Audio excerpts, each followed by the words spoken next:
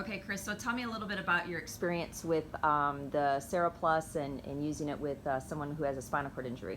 Yeah, recently, me and my partner have been using it with a individual who's had a T11 problem. So most of his lower extremities have been uh, not at full capacity. So we've been using the Sarah Plus and the tram to begin to get him standing, and we started out with just simple standing, extension at the hips, and then moved into recently some more movement in the lower extremities for stepping and simulating stepping. And we found that it's just much easier for, especially as new therapists with not a lot of experience, to be able to leave the safety issues and the standing support to the machine so that we can focus on the facilitation.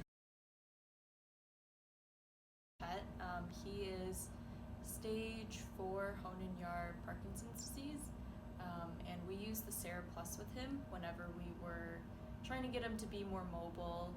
He is a pretty sedentary guy at home, and one of his goals was to just get up and moving again. So we used the Sarah Plus to help build his confidence with his own ability to get up and move at home, hoping that the activities that we did in the class would transfer over, and he would Stand up tall. Nice and tall. Look up, chat. I want you to look up. Look up nice and tall. Awesome. So I can't say that we didn't do any transfers outside of the wheelchair that first eval day, so we didn't really get you up. And so we reevaluated kind of that mobility once we got in this, because we felt way more comfortable with the weight support and not having the safety concerns of just us, So it kind of makes me feel way more confident with my abilities, with something just in case in the background. So. And I feel like we can do so much more too. Like we were able to get her in long seated and do reaching activities and do things that she wouldn't be able to just do in her chair. And it is comforting. I feel really confident to know that I'm not hurting either of your back. And that The thing about this equipment is you can control it between transitions, and what I've noticed is you can make the patient work a lot within a little bit of motion and just have him going through that step by step instead of just getting him up all the way. That is still a lot of work versus just getting them up completely dependent. And we can help facilitate motion too. So as they're secure and safe, we can help them facilitate trunk extension and extending the knees and getting more stable and making her work at that as well. But us providing that assistance to help her do that. I mean, I stand in the Sarah Plus or my standing frame, but to just stand with like a harness.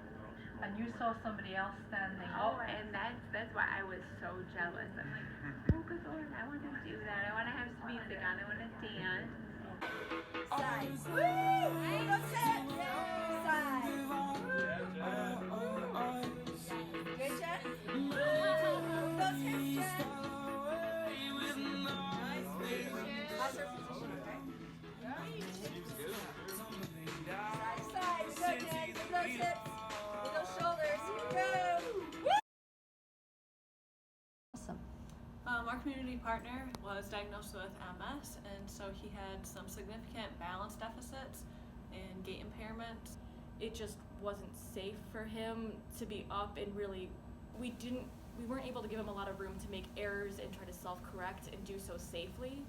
So by using either the tram or the pacer, we could be hands-on, facilitating more without worrying about just keeping him upright. So it let us work on helping him get better extension, reaching, helping facilitate taking steps, and just while he felt more comfortable because he knew that would hold him if he needed to take a break, he could just let the machine take his weight. And so we were able to work for so much longer because we could take those little breaks.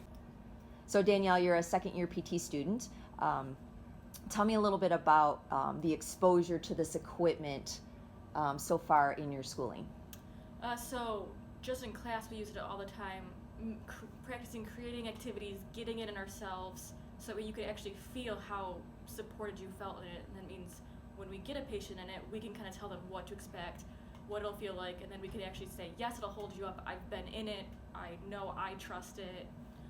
So just using it, practicing getting classmates in it, getting it ourselves, designing activities using it, and honestly, just the repetition doing it in class alone was awesome. We have 3 different participants right now that we use pretty regularly the equipment with, and it lets us have these individuals participate in the class in ways that they wouldn't be able to, and we can get them standing upright, keep them safer, and have them participate in the group activities. I was terrified of it at first, and especially because it's very different getting a classmate in it who you know is capable. If something doesn't go quite right, they're not relying on it. They can stand up, they can do whatever.